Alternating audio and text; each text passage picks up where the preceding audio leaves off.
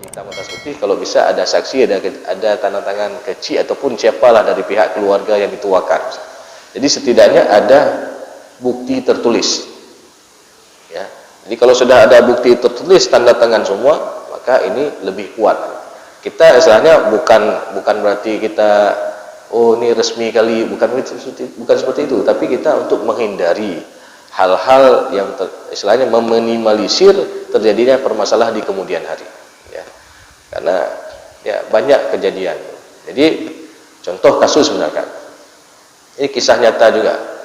Ketika meninggal orang tua, jadi abang adiknya sudah dapat harta faraid, sudah ridha semua, sudah selesai masalah faraid. Lalu apa yang terjadi? Adiknya ketika itu langsung jual tanah warisan orang tuanya, lalu karena dia butuh uang, ya, dia buat rumah. Ya. Abangnya nggak jual dulu, ya. Sampai beberapa tahun kemudian tanah abangnya ini terkena perluasan jalan tol yang diganti rugi hampir berlipat-lipat daripada tanah adiknya yang dulu. Ya. Lalu apa yang terjadi? Adiknya ini tuntut abangnya, bang, ini tanah abang sudah berlipat-lipat nih naik daripada tanah adik dulu. Adik ada juga hak di situlah. Jadi ini jadi permasalahan, ribut. Ya. Walaupun abangnya dalam hal ini udah kasih juga buat adiknya, tapi adiknya merasa nggak puas sampai mereka nggak ada lagi silaturahim. Ya. Nggak ada ngomong-ngomong lagi. Ya. Pas hari raya waktu itu, abangnya karena pengen baikan dengan adiknya, pergi ke rumah adiknya. Sampai ke rumah adiknya lari nggak mau jumpa abangnya. Ya. Jadi ini fitnah harta yang ya sebagaimana Allah sebutkan dalam Al-Quran, ya, bahwasanya harta dan anak-anak itu adalah fitnah. Ya. Jadi seperti itu. Ya. Jadi kalaupun ada kesepakatan, boleh itu dilaksanakan, tapi tetap harus ada hitam atas putih. Baik, silakan.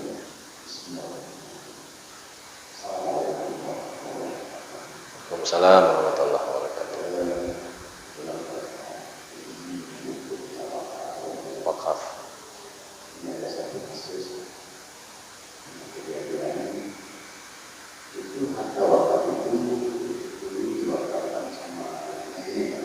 Nenek.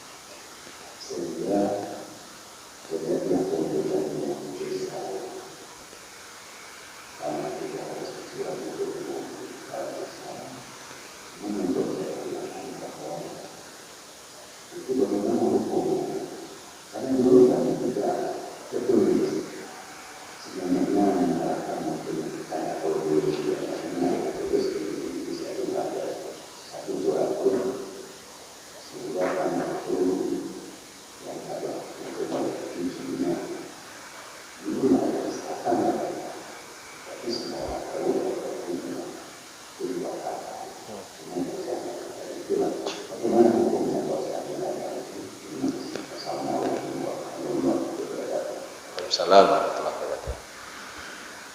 Memang permasalahan wakaf ada beberapa kasus yang demikian, maknanya karena diwakafkan dulu sama kakeknya, tentu dulu nggak ada istilahnya hitam atas putih, nggak ada tertulis, ya.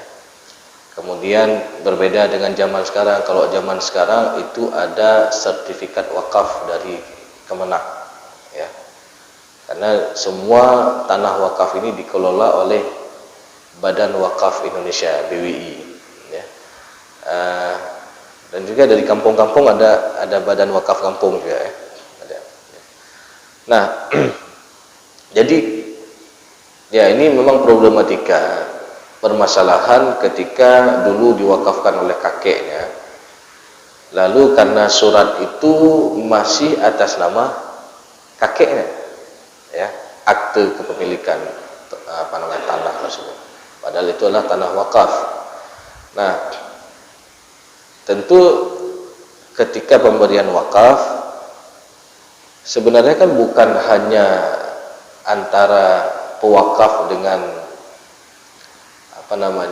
satu orang yang diberikan wakaf, tapi juga biasanya ada saksi, ya, ada saksi, misalkan ada tengku imum, ada pak kecil, ya, ataupun nazir wakaf itu sendiri dan lain sebagainya, ya, maka saksi-saksi itu dihadirkan, ya.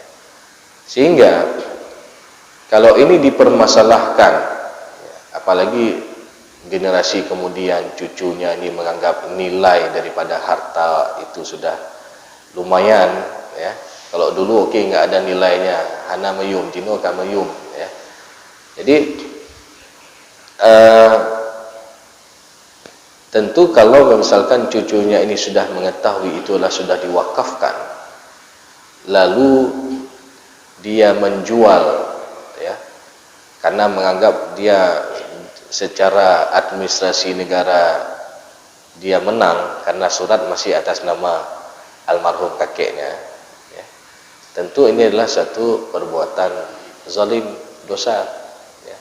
Karena ini kalau wakaf itu tentu itu menjadi sebuah harta bukan milik individu lagi, sudah jadi harta milik umat, ya, kalau wakaf, ya.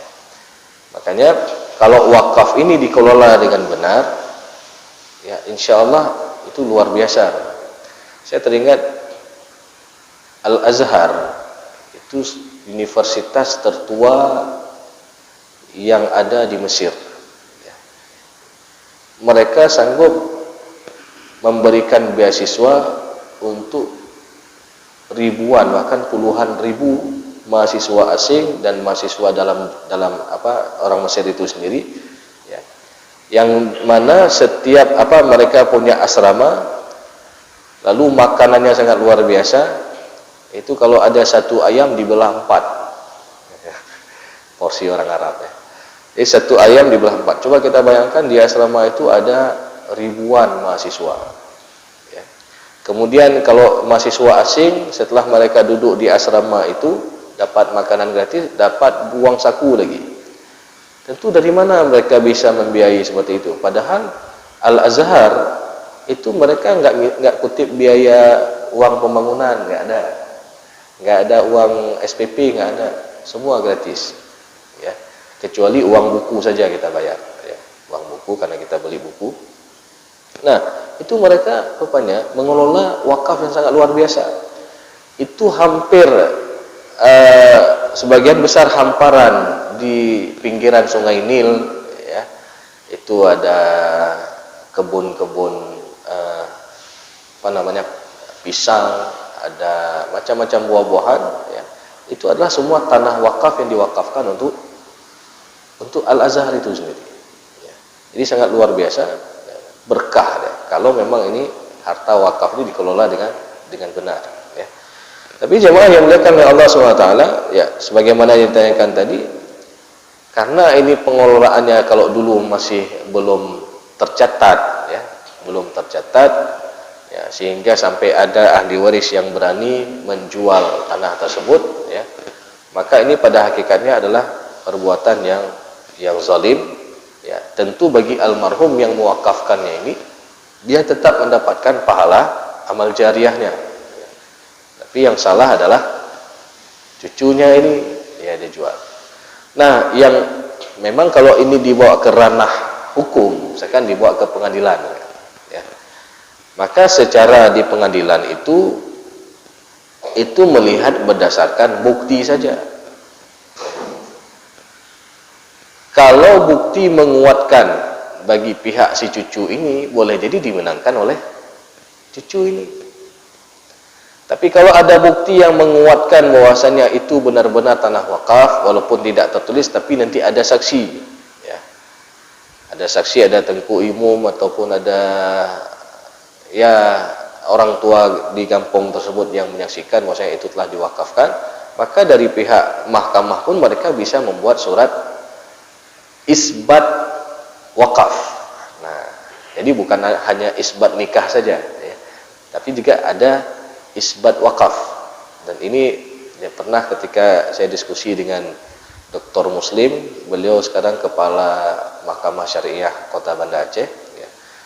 Jadi mereka juga melihat bahwasanya banyak hal-hal bisa kita dilakukan berkaitan dengan permasalahan transaksi ini ataupun masalah hibah, masalah wasiat, wakaf dan lain sebagainya. Ya. Ketika tidak ada tertulis, tapi secara saksi mereka bisa menghadirkan saksi dan saksi itu juga disumpah. Jadi saksi bukan hanya diberikan kesaksian begitu aja, tapi mereka juga disumpah. Nah, sehingga atas dasar kesaksian ini jadi pihak mahkamah pun mereka bisa mengeluarkan surat isbat wakaf, ya. Jadi apa yang dilakukan oleh si cucu tadi tentu ini perbuatan yang zalim, kalaupun dia sudah tahu itu harta itu sudah diwakafkan oleh kakeknya. Ya, seperti itu. Memang yang jadi buah si malakama orang yang belinya ini. Jadi yang orang belinya ini korban nih. Ya, satu sisi uang sudah dibayar, ya. Lalu secara manfaat tempat itu rupanya tempat yang sengketa. Jadi ini juga jadi permasalahan. Ya. Jadi seperti itu. Jadi apa yang dilakukan oleh si cucu ini tentu dia salah dan dia berdosa. Baik. Ada lagi yang ingin bertanya? Silakan, Bu. Waalaikumsalam warahmatullahi wabarakatuh.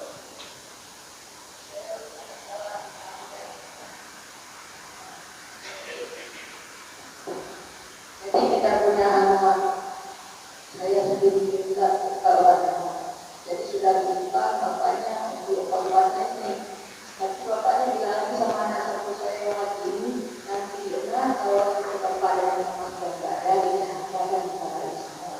Tapi yang bapak juga ini nanti suatu saat dia yang bapak punya biarkan ada punya nggak ada harga misalnya dia dikasih kampung karena jangan bapak kau di kampung ada dia lagi semua bapak kampung ada juga ada ini ini ada penting nggak ibadah sekarang kan angkat kampung ada jadi dia sama bapaknya bilang sama anaknya lagi ini nanti dia ya kalau jangan ada kesenjangan jadi kalau mahal kalau nilainya tinggi dan kakak akan salah satunya tolong nanti aturan lain sedikit kasihkan lagi biar jangan ada kesenjangan yang terlalu setelah anak dikasih kita betul nanti yang lain lagi ya jadi yang berapa ada menanti pada satu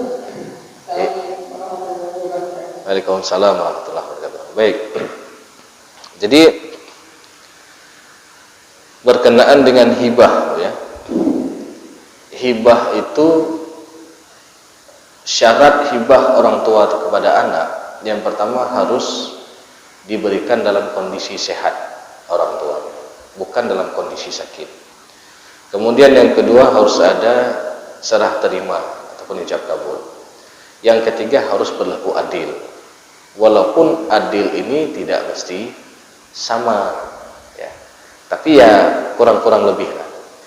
Nah, kalaupun misalkan suatu saat nanti yang dihibah kepada anak perempuan misalkan secara nilainya itu lebih tinggi dibandingkan dengan yang dihibah kepada anak laki-laki, maka kalau ini dipermasalahkan di kemudian hari, ya, tentu ya solusi yang pertama diselesaikan secara musyawarah, ya kurang-kurang lebih, ya, karena musyawarah ini juga salah satu solusi dalam Islam yang dikenal dengan namanya islah, ya. Jadi islah ini adalah perdamaian, ya. Jadi damai antara satu dengan yang lainnya. Tapi kalau ini tidak bisa diselesaikan secara kekeluargaan, apalagi sampai dibawa ke ranah hukum, biasanya kalau sudah sampai ke mahkamah syariah, sampai di sana semua pemberian orang tua kepada anak ini dihitung ulang semua. Jadi istilahnya dianggap pemberian itu enggak ada, lalu difaraidkan seperti awal lagi. Jadi kalau ini terjadi permasalahan di kemudian hari. Jadi kalaupun pemberian itu diberikan, pemberian itu dihitung sebagai nilai warisan. Ya. Misalkan ketika dihitung porsi warisan untuk anak perempuan misalkan 250 juta misal. Ya. Oh, hibah dia sudah diterima kurang lebih nilainya ada 300 juta. Nah, berarti dia harus tolak 50 juta kepada ahli waris yang lain. Jadi seperti itu biasanya. Ya. Jadi kalaupun ini ada kesepakatan di awal, maka ini diperbolehkan, tidak mengapa. Jadi seperti itu ya. Baik. Oke, kita padai kajian kita pada pagi yang berbahagia ini. Mudah-mudahan apa yang telah kita sampaikan tadi bisa menjadi ilmu yang bermanfaat dan bisa kita amalkan dalam kehidupan kita sehari-hari. Lebih dan kurang saya mohon maaf. Aqulu qouli hadza wa astaghfirullah li wa lakum wa lisal mu'minin. Wassalamualaikum warahmatullahi wabarakatuh.